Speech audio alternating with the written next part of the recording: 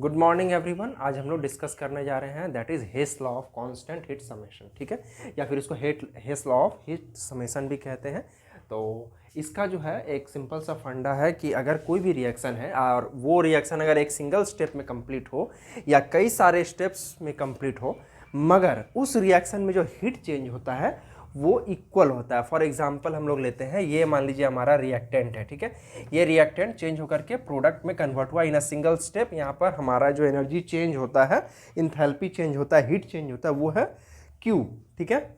अब यहाँ पर जो है हम लोग क्या करते हैं कि जैसे कि सपोज कीजिए कि ये जो है R सिंगल स्टेप में कंप्लीट हुआ, तो यहाँ पर ये हमारा जो प्रोडक्ट बना P, यहाँ पर जो हमारा हीट चेंज हुआ दैट इज़ Q, ठीक है। बट अगर R जो है सिंगल स्टेप में ना कंप्लीट होकर के कई सारे स्टेप्स में कंप्लीट होता है। फॉर एग्जांपल R जो है स्टेप 1 में पहले X में कन्वर्ट होता है, यहाँ पर जो हीट चेंज होता है that is Q1।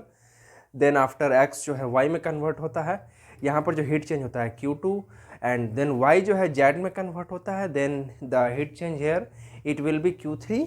and after that in a final step when Z reaches to P, the heat change is equal to Q4, and in that condition the heat change occur in these several step is equal to the heat change occur in the single step in which the reaction has completed and the product formation, and it is equal to P। और यहाँ पर हम लोग लेंगे Q is equal to Q1 plus Q2 plus Q3 plus Q4, ठीक है।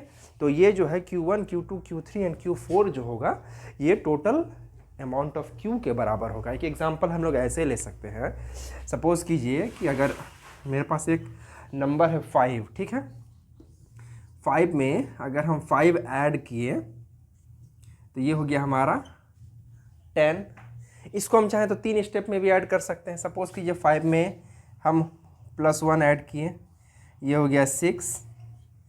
फिर इसमें +2 ऐड किए, ये हो गया 8। फिर इसमें +2 ऐड किए, ये हो गया 10, ठीक है। तब देखिए यहाँ पर क्या था हमारा, इस तरफ इन सिंगल स्टेप ये था 5। सेकंड स्टेप में क्या है, यहाँ पर हुआ हमारा +1 +2 +2, ये भी हमारा 5 के बराबर हुआ। तो ठीक इसी तरह यहाँ पर भी होता है। अब जो है हेस लॉ ऑफ हीट समेशन के 3-4 एप्लीकेशंस हैं, हम लोग अब उसको डिस्कस करेंगे।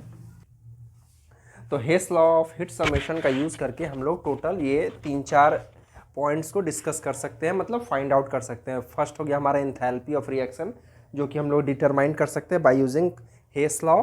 Second enthalpy of slow reaction, third one is enthalpy of hydration, and fourth one is the enthalpy of formation, ठीक है। अब फर्स्ट हम लोग डिस्कस करेंगे that is enthalpy of reaction. अगर हमारे पास जो भी रिक्विजाइट डाटा का ज़रूरत है वो अगर अवेलेबल है, ठीक है, जो भी ज़रूरत है हमारे पास डाटा का, तो हम लोग किसी भी रिएक्शन का इंथैल्पी जो चेंज होगा वो हम लोग फाइंड कर सकते हैं। फॉर एग्जांपल हम लोग जैसे यहाँ पर लेते हैं, मान लीजिए कि एक अगर सिंगल स्टेप रिएक्शन है कार्बन, ये कार्बन जो है अगर ऑक्सीजन के साथ ऑक्सीडाइज होकर के CO2 में कन्वर्ट होता है, ठीक है। और इस रिएक्शन का हमारा इंथैल्पी ऑफ रिएक्शन है ΔH is equal to -393.5 kilojoule per mole, ठीक है, पर मोल ऑफ CO2 जो है अगर कार्बन प्लस ऑक्सीजन के रिएक्शन से जो भी प्रोडक्ट होगा उसका जो हमारा रिएक्शन का इंथैल्पी है that is 393.5 kilojoule per mole, ठीक है। इस रिएक्शन को हम लोग क्या करते हैं, नंबर ऑफ स्टेप में ब्रेक करते हैं, ठीक है। फॉर एग्जांपल कार्बन जो है हमारा +½ O2 ले करके ये कन्वर्ट होता है CO में, ठीक है। और इसका जो है इंथैल्पी ऑफ रिएक्शन जो है सपोज कि ये X किलोजूल पर मोल है, ठीक है। अब ये जो है CO फिर फर्दर जो है ऑक्सीजन जो है ½ मोल ऑफ ऑक्सीजन मॉलिक्यूल को ले करके ये जो है कन्वर्ट होगा CO2 में, ठीक है। इस रिएक्शंस का हमारा जो वैल्यू है -282.2 किलोजूल पर मोल, ठीक है। अब यहाँ पर हम लोग देख रहे हैं कि ये जो रिएक्शंस है इसका जो वैल्यू है हमारा 282.0 किलोजूल पर मोल, ठीक है। अब यहाँ पर हम लोग देख रहे हैं कि कार्बन अगर कंप्लीटली बर्न हो रहा है तो CO2 फॉर्म कर रहा है, और CO2 फॉर्म करने में इसका जो इंथैल्पी रिलीज हो रहा है वो है that is 393.5 kilojoule per mole. But हमको ये जानना है कि अगर कार्बन जो है लिमिटेड सप्लाई ऑफ ऑक्सीजन जब रहेगा उस कंडीशन में जब बर्न होगा तो ये CO बनेगा। तो जब कार्बन मोनोऑक्साइड बनता है उस कंडीशन में हमारा कितना जो इंथैल्पी है वो चेंज होता है, मतलब या तो रिलीज या एब्जॉर्प्शन जो कुछ भी हो उसको हम लोग चेंज कहते हैं, वो कितना होता है तो वो हम लोग मान लेते हैं x किलोजूल पर मोल। अब हम क्या कर सकते हैं कि डायरेक्ट जो है C को हाफ मोल ऑफ O2 के साथ बर्न करके CO का जो इंथैल्पी डायरेक्टली डिटरमाइन नहीं कर सकते हैं, लेकिन हम लोग जो है हेस लॉ का यूज करके यहाँ पर ये वैल्यू को भी फाइंड कर सकते हैं। तो इसमें क्या करेंगे, सबसे पहले कार्बन को डायरेक्टली बर्न किए तो CO2 मिला, इसका जो इंथैल्पी चेंज है हमको इतना आ गया, ठीक है। अब कार्बन मोनोऑक्साइड को कंप्लीटली बर्न करते हैं तो हमको CO2 मिलता है, तो इसका एंथैल्पी चेंज हमारे पास ये आता है, ठीक है। अब हम लोग क्या करेंगे इस रिएक्शन में, ये हमारा रिएक्शन 1 है, ये हमारा रिएक्शन 2 है, ठीक है। तो अभी इस रिएक्शंस में, और ये हमारा सॉरी इसको 2 मान लेते हैं, और ये हमारा रिएक्शन 3 है। तो इसमें हम लोग क्या करते हैं, सिंपली ये दोनों रिएक्शन को ऐड करते हैं। तो देखिए हमको क्या मिलता है, तो देखिए जब हम लोग इसको ऐड करते हैं तो हमारा पास जो है ये जब इस टाइप के इक्वेशन को जब भी हम लोग ऐड करेंगे तो क्वाड्रेटिक इक्वेशन की तरह बिहेव करेंगे। ये जो एरो का साइन है इसको हम लोग एज्यूम करेंगे कि ये इक्वल टू का साइन है। इक्वल टू का अगर ये साइन है तो सेम मतलब इस एरो के अपोजिट साइड में अगर सेम स्पीसीज प्रेजेंट है विथ सेम साइन वो कैंसिल हो जाएगा। फॉर एग्जाम्पल यहाँ पर CO2 गैस है विथ पॉजिटिव साइन, यहाँ भी CO2 गैस है विथ पॉजिटिव साइन, तो ये जो CO2 है अगर इधर जाएगा तो माइनस हो जाएगा, सॉरी CO गैस, यहाँ भी कार्बन मोनोऑक्साइड है, यहाँ भी कार्बन मोनोऑक्साइड, तो ये CO जो है अगर इस तरफ जाएगा तो माइनस हो जाएगा, तो यानी कि ये वाला और ये वाला हमारा कैंसिल हो गया, ठीक है। अब हमारे पास बचा क्या, carbon solid plus half mole is equal to 1 mole, तो 1 मोल ऑफ ऑक्सीजन गैस, ठीक है, will convert into product side में सिर्फ हमारे पास CO2 गैस है, CO2 गैस। तो ये दोनों इक्वेशन को ऐड किए हैं तो ये इंथैल्पी वाला ही पार्ट को हम लोग ऐड करेंगे। तो इंथैल्पी वाला पार्ट को ऐड करते हैं तो ये जो हमारा टोटल हो जाएगा del H total is equal to -282.0 kilojoule plus x kilojoule, ठीक है। अब ये यहाँ पर हम लोग देख रहे हैं इन दो रिएक्शंस को ऐड करने पर हमारे पास जो इक्वेशन आ रहा है carbon solid plus oxygen gas equal to CO2, ठीक है। और स्टेप 1 में हम क्या लिखे थे, that is carbon solid plus O2 will give CO2। तो ये इक्वेशन हम लोग देख रहे हैं इस इक्वेशन के साथ मैच कर रहा है, ठीक है। और इस इक्वेशन के लिए जो हमारा डाटा गिवन है that is equal to 393.5 kilojoule per mole, ठीक है। और ये रिएक्शंस के लिए जो हमारे पास डेटा है that is -282.0 plus x kilojoule per मोल। तो हम लोग क्या करेंगे, ये देख रहे हैं ये इक्वेशन सेम है, ये इक्वेशन सेम है। अगर ये दो इक्वेशन सेम है तो क्या होगा, इन दो इक्वेशंस का जो चेंज इन एंथैल्पी है वो भी बराबर होगा। तो हम लोग क्या करेंगे, इसको और इसको इक्वेट कर देंगे, ठीक है। तो क्या करेंगे, simply 393.5 is equal to -282.0 plus x, ये दोनों हमारा बराबर हो गया, this value is equal to this value. और x को जब हम लोग इक्वल टू ये वाला पार्ट जब माइनस है इस तरफ आएगा तो प्लस हो जाएगा, और जब प्लस होगा तो ये माइनस है और वो प्लस है, तो टोटल ओवरऑल हमारा माइनस होगा, तो ये वैल्यू होगा हमारा 0.5, और 3 में से 2 जाएगा 1, 9 में से 8 जाएगा 1, 3 में से 2 जाएगा 1, -111.5 किलोजूल पर मोल एनर्जी। यहाँ पर नेगेटिव साइन है मतलब रिलीज होगा, यानी कि कार्बन मोनोऑक्साइड को अगर हम लोग अगर सॉलिड कार्बन को लिमिटेड सप्लाई ऑफ ऑक्सीजन के प्रेजेंस में अगर बर्न करते हैं या ऑक्सीडाइज करते हैं तो हमें कार्बन मोनोऑक्साइड मिलेगा, और कार्बन मोनोऑक्साइड जो मिलेगा उस कंडीशन में जो हमारा एंथैल्पी रिलीज होगा वो होगा दैट इज 111 यानी -111.5 किलोजूल पर मोल। तो इस तरह जो है हम लोग हेस लॉ ऑफ हीट समेशन का यूज करके किसी भी रिएक्शन का एंथैल्पी डिटरमाइन कर सकते हैं, अगर उसके लिए जो भी हमारा जो जरूरत का डाटा है वो अगर प्रोवाइड किया हुआ है तो। अब नेक्स्ट हम लोग जो है दैट इज डिटरमाइन करेंगे enthalpy of slow reaction. Next हम लोग देखेंगे एंथैल्पी ऑफ स्लो रिएक्शन। देखिए एंथैल्पी ऑफ स्लो रिएक्शन में पहले हम लोग ये जानेंगे स्लो रिएक्शन होता क्या है। स्लो रिएक्शन मतलब ऐसा रिएक्शन जिसको कंप्लीट होने में काफ़ी समय लगता है, मतलब अगर हम देखा जाए तो अगर जो लैब में रिएक्शन करते हैं तो उसके लिए जो टाइम का जो वैल्यू हम लोग का होता है उससे ये वैल्यू कहीं ज़्यादा होता है, तो वैसे रिएक्शन को हम लोग स्लो रिएक्शन कहते हैं। सपोज मान लीजिए कि जैसे फॉसिल फ्यूल का हम लोग का जो प्रोडक्शन होता है ज़मीन के अंदर, जो पेट्रोल का जो प्रोडक्शन होता है वो लाखों लाख साल का समय लग जाता है, कोल का जो प्रोडक्शन होता है ज़मीन के अंदर वो हज़ारों साल का समय लगता है। तो उसी तरह का जो भी मतलब रिएक्शंस कंप्लीट होने में जो टाइम लगता है उस तरह के रिएक्शंस को हम लोग स्लो रिएक्शन कहते हैं। इसको इस तरह का जो स्लो रिएक्शन होता है उसका भी वैल्यू हम लोग प्रैक्टिकली डिटरमाइन नहीं कर सकते हैं, मगर हम लोग इसको जो है हेस लॉ के हेल्प से डिटरमाइन कर सकते हैं अगर हमारे पास इसका रिक्विजाइट डाटा अवेलेबल है तो। फॉर एग्जाम्पल हम लोग लेते हैं, देखिए यहाँ पर जो है सल्फर का 2 फॉर्म हम लोग जानते हैं, जैसे इंपॉर्टेंट फॉर्म होता है sulphur rhombic and sulphur monoclinic, ठीक है। तो अगर हम लोग सल्फर रोम्बिक जो है अगर गैसियस फॉर्म में है, और नहीं गैसियस नहीं सॉरी ये तो सॉलिड फॉर्म में होता है, तो अगर मान लीजिए कि हमारे पास सल्फर है रोम्बिक फॉर्म में, और यदि इसको हम लोग बर्न करते हैं, ठीक है, अगर इसको हम लोग बर्न करते हैं तो हम लोग को मिलेगा SO2 सल्फर डाइऑक्साइड गैस, ठीक है।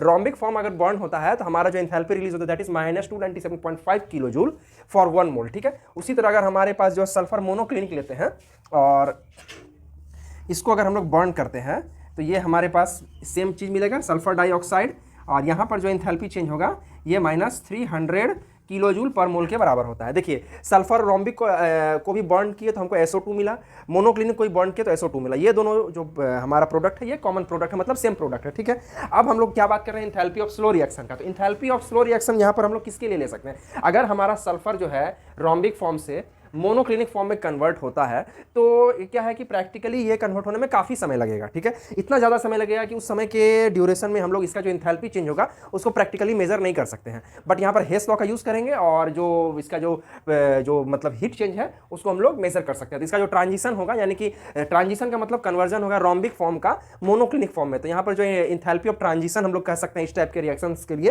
तो इंथैल्पी ऑफ ट्रांजिशन को हम लोग फाइंड कर सकते हैं। तो अभी हम लोग आपको क्या बताए थे कि क्वाड्रेटिक इक्वेशन की तरह इस टाइप के रिएक्शन को हम लोग मान करके इसका जो है सॉल्यूशन करेंगे। तो यहाँ पर हम लोग क्या करते हैं कि ये जैसे अगर हमको पता करना है कि रोम्बिक से मोनोक्लिनिक में कन्वर्ट होने में कितना अमाउंट ऑफ एंथैल्पी चेंज होगा, तो हम लोग को उसके लिए क्या करना पड़ेगा, इस मोनोक्लिनिक वाले मैंने इक्वेशन 2 अगर इसको लेते हैं और ये इक्वेशन 1 है तो इक्वेशन 2 को सब्ट्रैक्ट करेंगे फ्रॉम इक्वेशन 1 से, ठीक है। ये भी माइनस हो जाएगा, ये भी माइनस हो जाएगा, ये भी माइनस, ये माइनस है तो ये प्लस हो जाएगा, ठीक है।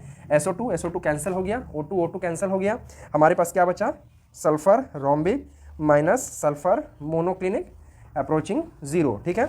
अब जो है रोम्बिक ये माइनस साइन है, इस तरफ जाएगा तो ये पॉजिटिव साइन हो जाएगा, तो ये हो गया हमारा सल्फर रोम्बिक 2 कन्वर्ट हो गया हमारा सल्फर मोनोक्लिनिक में, ठीक है। अब नीचे वाला इक्वेशन को माइनस किए हैं तो ये इससे इसको भी माइनस करेंगे, दैट इज -297.5 माइनस 300, ठीक है। तो ये जो हमारा वैल्यू हो जाएगा प्लस 2.5 किलो जूल पर मोल। यानी कि अगर हम रोम्बिक फॉर्म को अगर मोनोक्लिनिक में कन्वर्ट करते हैं तो हमको जो एनर्जी है that is 2.5 kilo joule supply देना पड़ेगा, तब जाकर के 1 mole of rhombic form of sulphur will convert into 1 mole of monoclinic form of sulphur, ठीक है। और यदि इसका ऑपोजिट टर्न लेते हैं, मतलब कि अगर मोनोक्लिनिक से हमारा रोम्बिक फॉर्म में कन्वर्ट होगा तो ये जो वैल्यू है ये नेगेटिव हो जाएगा, that is -2.5 kilo joule per मोल। यानी कि इतना amount of energy will release when monoclinic form of sulphur will convert into rhombic form, ठीक है। तो इस तरह से हम लोग जो है किसी भी स्लो रिएक्शन का इंथैल्पी को डिटरमाइन कर सकते हैं by using Hess law. And next we will determine that is enthalpy of formation by using Hess law. सबसे पहले हम लोग ये जानेंगे इंथैल्पी ऑफ फॉर्मेशन होता क्या है। देखिए इंथैल्पी ऑफ फॉर्मेशन का मतलब होता है कोई भी प्रोडक्ट जो हमारे पास बन रहा है, 1 मोल ऑफ प्रोडक्ट जो है अपने कॉन्स्टिट्यूएंट एलिमेंट से जब भी बनेगा तो उसमें जो भी इंथैल्पी चेंज होगा that is known as enthalpy of formation. For example here this is C6H6 which is benzene liquid, ठीक है। बेंजीन में जो हमारा एलिमेंट है दैट इज कार्बन है एंड हाइड्रोजन है, 6 कार्बन एंड 6 हाइड्रोजन। तो 6 कार्बन प्लस 6 हाइड्रोजन के मिलने से जो हमारा बेंजीन बनेगा तो उसमें जो हमारा इंथैल्पी ऑफ फॉर्मेशन होगा वो कितना होगा, that is known as our enthalpy of formation, ठीक है। तो इसको हम लोग को डिटरमाइन करने के लिए हमारे पास कुछ रिक्विजाइट डाटा होना चाहिए, तो इसको हम लोग चलिए अभी डिटरमाइन करते हैं। तो इसके लिए हमको डिटरमाइन करना है कि कार्बन और हाइड्रोजन के मिलने से जब बेंजीन बनेगा तो उसका जो इंथैल्पी ऑफ फॉर्मेशन क्या होगा। तो ये हम लोग लिखे standard enthalpy of formation, suppose करते हैं कि ये x किलो जूल पर मोल है, ठीक है। इस रिएक्शंस के लिए जो हमारे पास डेटा दिया गया है ऑन द बुक, इसके लिए हमको दिया गया है कि जब हम लोग बेंजीन को बर्न करते हैं हमको मिलता है 6 CO2 plus 3H2, 3 molecules of water plus 6 molecules of carbon dioxide, और यहाँ पर जो एंथैल्पी रिलीज होता है that is -3267.7 kilo joule, okay. अब यहाँ पर हम लोग क्या देख रहे हैं कि 6 molecule of carbon dioxide release हो रहा है और 3 मॉलिक्यूल ऑफ H2O रिलीज हो रहा है, ठीक है। अब हम लोग जैसा कि जानते हैं कि इंथैल्पी ऑफ फॉर्मेशन जो है किसी भी प्रोडक्ट जो भी फॉर्मेशन होता है वो उसके कॉन्स्टिट्यूएंट एलिमेंट से होता है और उसके लिए फाइंड किया जाता है, ठीक है। तो अब यहाँ पर जो हमारा कार्बन डाइऑक्साइड है इसका कॉन्स्टिट्यूएंट एलिमेंट कार्बन है एंड ऑक्सीजन है, तो कार्बन और ऑक्सीजन के मिलने से 1 मोल ऑफ CO2 बनता है, उसका जो इंथैल्पी चेंज होता है -393.5 किलो जूल पर मोल होता है, ठीक है। मगर यहाँ पर हम लोग क्या देख रहे हैं, 6 मॉलिक्यूल ऑफ CO2 फॉर्म हो रहा है, that is 6 mole of CO2 हमारा फॉर्मेशन हो रहा है, और ये जो वैल्यू है हमारे पास 1 मोल के लिए है।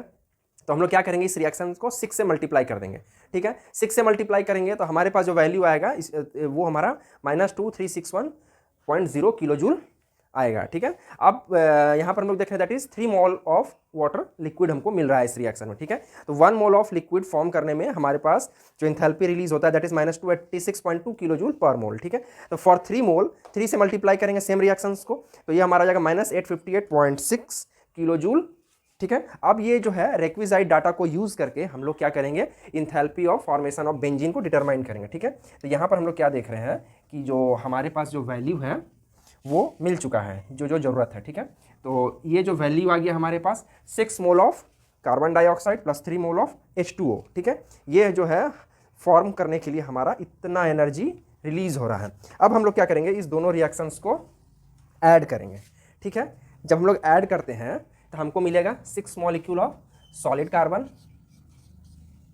Plus 3 molecule of 3 mole of hydrogen gas molecule, 6 plus 3/2 that is total हो जाएगा हमारा 15/2 O2 gas is equal to हमको क्या हो जाएगा 6 molecule of CO2 plus 3H2O liquid, ठीक है।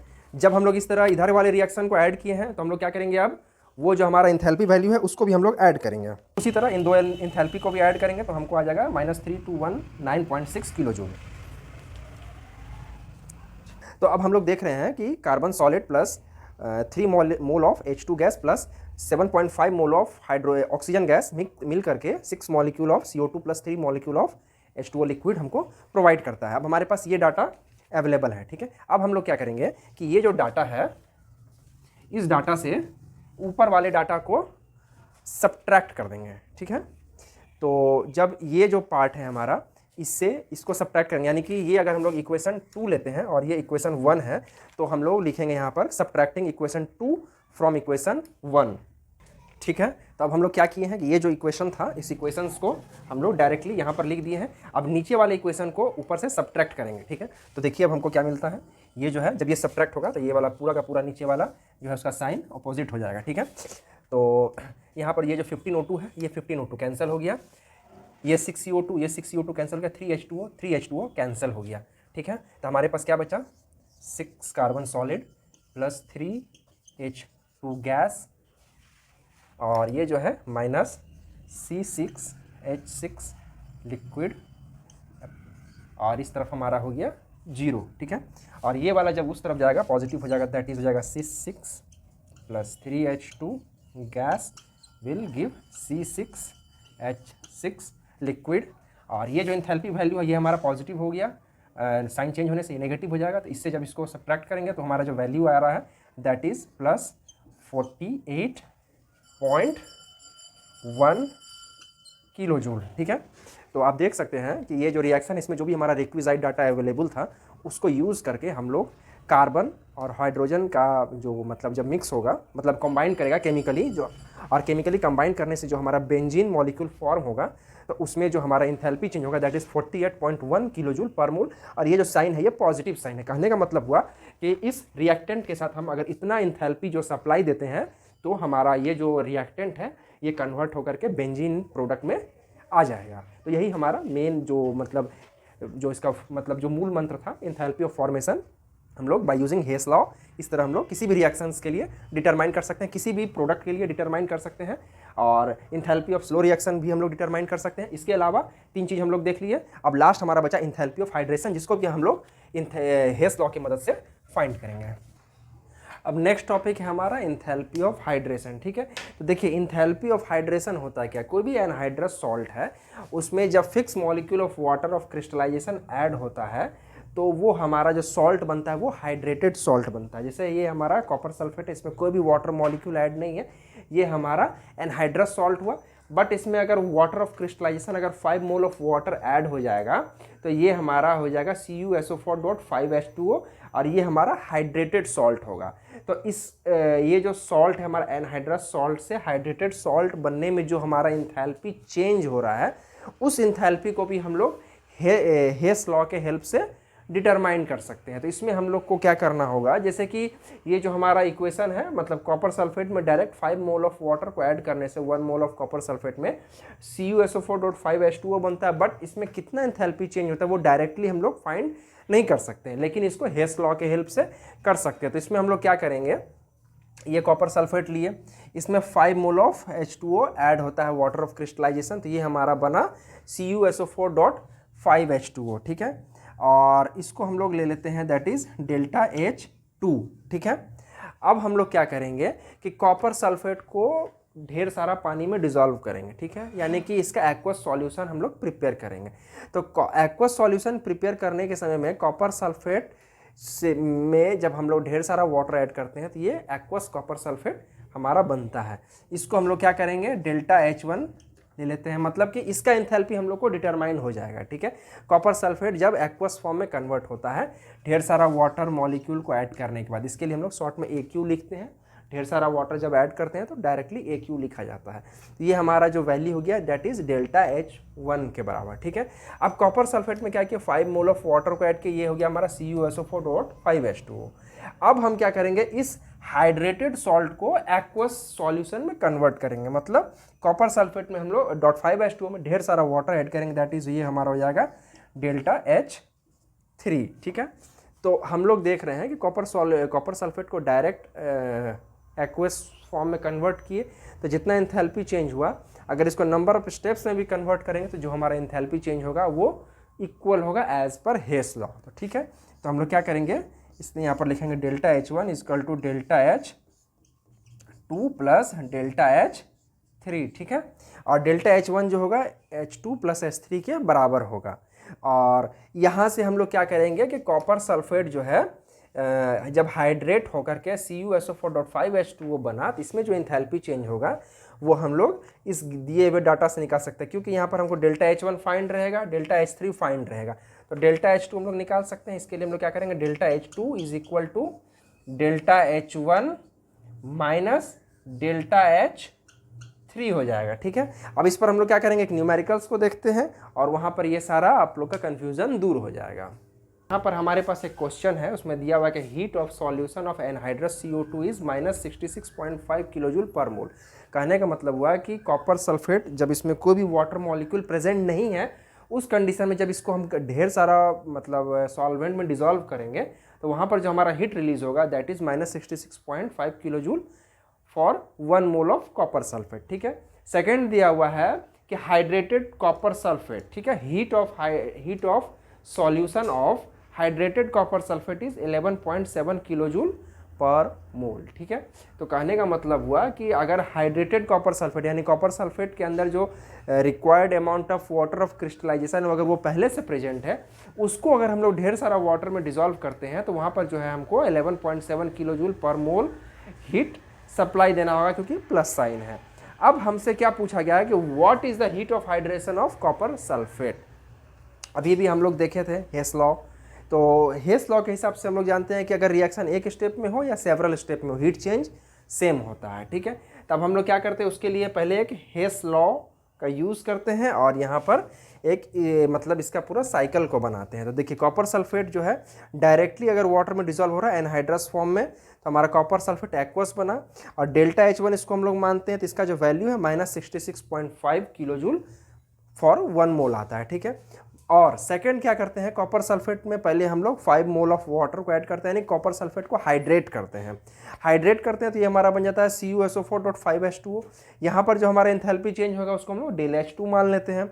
अब CuSO4.5H2 that is hydrated copper sulphate का जब एक्वेशन होता है तो जो हमारा एंथैल्पी चेंज होता है वो it is equal to delta H3 and it is equal to plus 11.7 kilojoule per mole, ठीक है। अब हम लोग को क्या फाइंड करना है, हीट ऑफ हाइड्रेशन, मतलब कॉपर सल्फेट जो है 5 मोल ऑफ वाटर को ऐड करता है अपने आप में, मतलब वाटर ऑफ क्रिस्टलाइजेशन जब उसमें ऐड होता है तो उसका जो इंथैल्पी चेंज है वो कितना होता है। तो एज पर हेस लॉ हम लोग जानते हैं single step reaction is equal to delta H1 and ये जो है अगर सेवरल स्टेप में कंप्लीट हुआ है तो ये हमारा है delta H2 plus delta H3। तो delta H1 plus delta H2 plus delta H1 equal to delta H2 plus delta H3 होगा हमारा।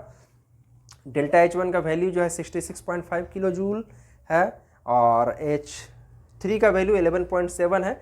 तो H2 को लिए हम जब फर्दर सॉल्व करते हैं हमको मिलता है -78.2 किलो जूल पर मोल। इसका मतलब हुआ कि जब भी हमारा कॉपर सल्फेट जो है वो 5 मोल ऑफ वाटर को अपने आप में मतलब एनहाइड्रस फॉर्म में जब ऐड करेगा तब वहाँ पर जो एंथैल्पी रिलीज होगा दैट इज़ इक्वल टू हमारा -78.2 किलो जूल पर मोल के बराबर होगा। तो आज का वीडियो में हम लोग बस यहीं तक देखेंगे, फिर नेक्स्ट वीडियो में मिलते हैं नेक्स्ट टॉपिक के साथ। तब तक के लिए बाय बाय। और अगर आप हमारे चैनल पर नए हैं तो हमारे वीडियो को सब्सक्राइब कीजिए और अपने फ्रेंड्स के बीच में शेयर भी कीजिए।